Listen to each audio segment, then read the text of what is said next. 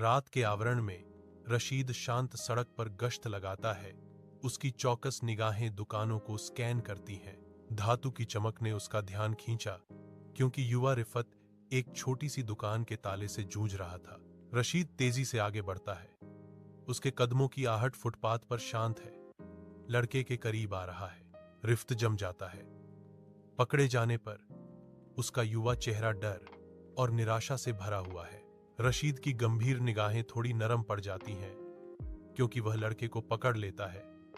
उसकी आंखों में तात्कालिकता को महसूस करता है।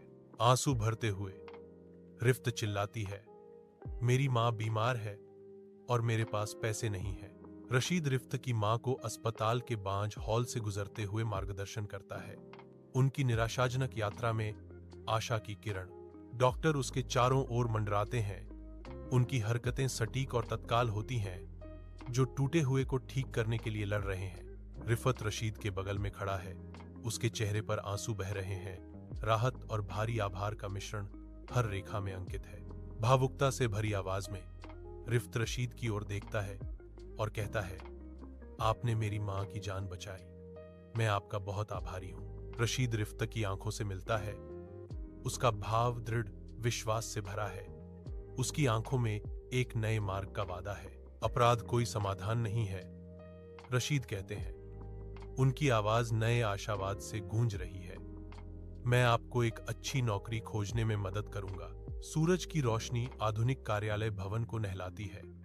जैसे रिफत अपने नए कार्यस्थल में बस जाता है, उसका चेहरा खुशी और नए आत्मविश्वास से चमक रहा है। रशीद आता है। उसकी उपस्थिति आशा और समर्थन की किरण है।